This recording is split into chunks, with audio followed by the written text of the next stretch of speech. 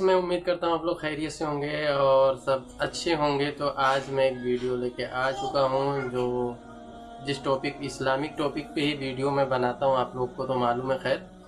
اور آج کی جو ویڈیو ہے آپ لوگوں کے لیے بہت بیسٹ ہونے والی ہے، کیونکہ یہ ویڈیو ہے مفتی سلمان اظہری صاحب کی، جو کافی تقریباً جب وہ 8-9 مہینے پہلے کی بات ہے جب وہ جیل میں ان کو ڈال دیا گیا تھا، تب کی بات ہے۔ اور ابھی جو رہا ہوئے ہیں، رہائی کی بات کی کہانی کیا ہے وہ آپ لوگ کو جاننا چاہیے، کیونکہ آپ لوگوں نے وہ جیل میں جانے والی ویڈیو دیکھے ہوں گے، بٹ ابھی کی جو ہے وہ بھی دیکھ کے آپ لوگ کمنٹ لائک بتاؤ کر کے کہ آپ کو کیسا محسوس ہو رہا ہے، آپ لوگ کو کیسا لگ رہا ہے، تو آپ ضرور بتائیے۔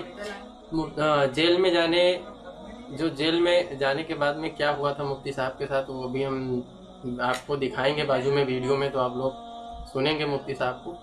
اور رہی سوال، اگر ویڈیو آپ لوگوں کو پسند آتی ہے تو ہماری ویڈیو کو لائک اور شیئر کمنٹ ضرور کرنا، جیسا بھی رہے، کیونکہ بھائی لوگ آپ لوگوں کے لیے ویڈیو ہم لاتے رہیں گے، اور اسلامک طریقے میں ہی ویڈیو لاتے ہیں جس کا نام ہے ریئیکشن ویڈیو، تو ہم ریئیکشن ویڈیو بناتے ہیں۔ تو چلو شروع کرتے ہیں۔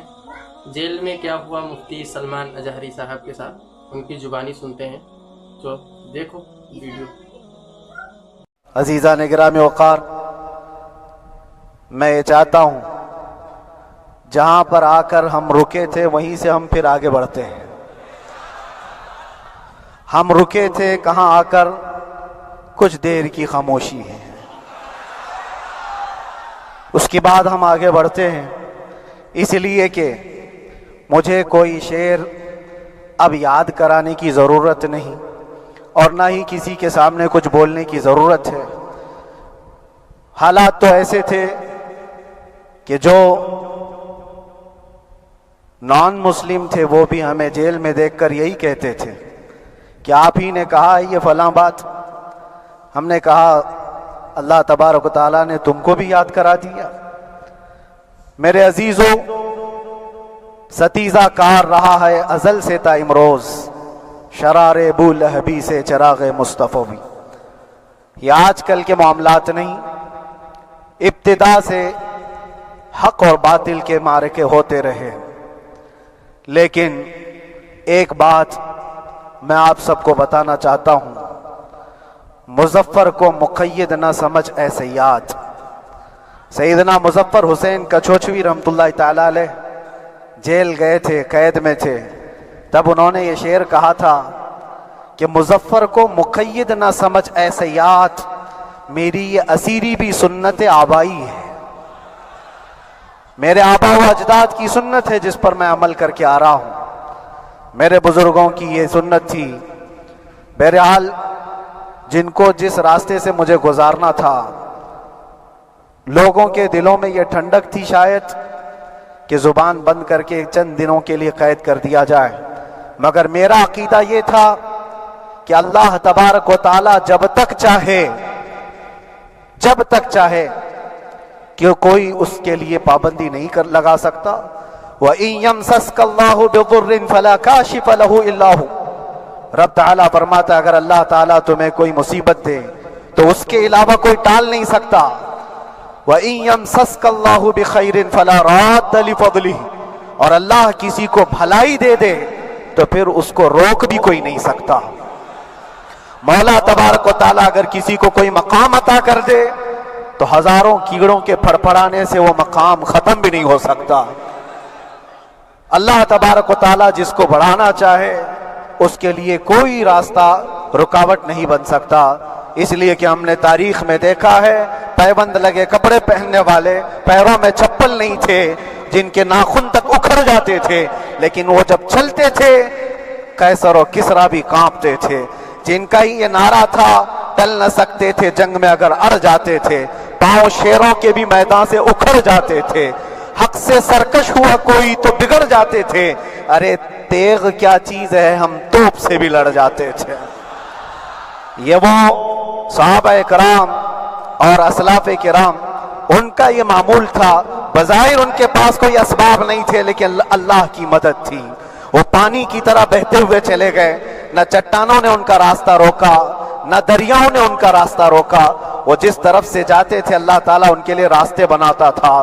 عزیزان گرامی وقار، کون ہے وہ جو دریائے دجلہ میں اپنے گھوڑے دوڑائے تھے؟ کون ہے وہ جو دریا میں اپنی کشتیاں ڈال کر جلا دیا تھا کہ واپس جانے کا کوئی تصور نہ ہو؟ یہ سب میرے مصطفیٰ کریم کے دیوانوں کی ہی بات تھی۔ اسی لیے آج بھی دنیا گھبراتی ہے تو شانے لوگوں سے نہیں، دیوانوں سے ہی گھبراتی ہے۔ بہت زیادہ چالاک رہنے والوں سے نہیں، دیوانوں سے دنیا گھبراتی ہے۔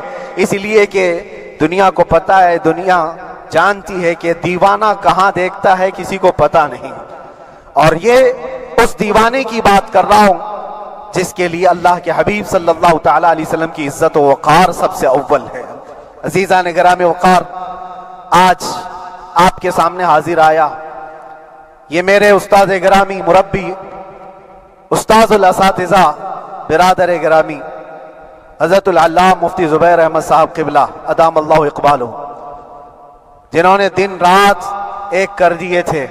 میرے خیال سے 8 مہینے میں جتنے ان کے بال سفید ہوئے اس سے زیادہ نہیں ہوئے ہوں گے۔ صرف اس لیے نہیں کہ ایک بھائی کے لیے، اس لیے بھی لڑ رہے تھے کہ ایک عالم کے لیے جس سے دین کا بہت سارا حصہ وابستہ ہے۔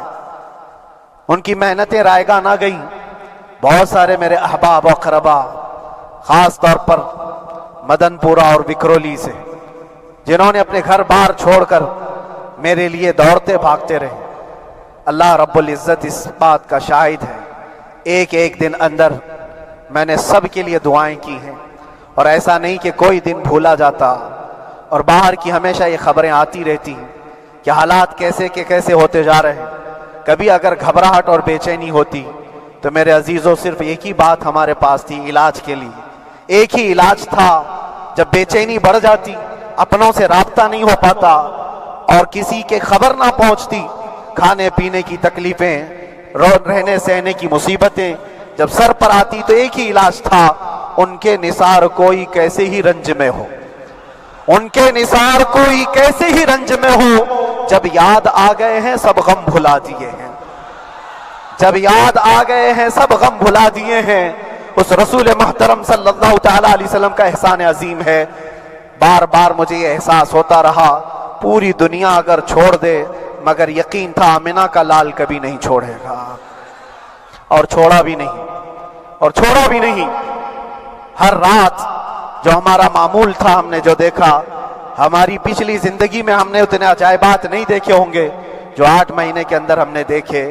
نبی پاک صلی اللہ تعالیٰ علیہ وسلم کے انعامات و اکرامات، رب تبارک و تعالیٰ کی مدد سے دل مضبوط ہوتا ہے۔ عزیزان گرامی، ہم نے تو وہاں ایسے لوگوں کو دیکھا جو ڈپریشن کا شکار ہو کر کافر بھی ہو گئے، اور حالات سے گھبرا کر کے وہ انکار کر بیٹھے، کوئی خدا نہیں ہے، کوئی مدد نہیں آتی ہے۔ ایسے حالات وہاں دیکھے، لیکن ان حالات میں بھی اللہ تبارک و تعالیٰ کی مدد ساتھ رہی۔ رسول پاک صلی اللہ تعالیٰ علیہ وسلم کا انعام و اکرام یہ تھا کہ جس طرح سے گئے تھے اسی طرح سے واپس بھی آئے، جس طرح سے گئے تھے ویسی واپس آئے، اور نہ میرے مصطفیٰ نے باہر میری عزت میں کمی کی، نہ اندر عزت میں کمی کی، کہیں پر بھی نہیں۔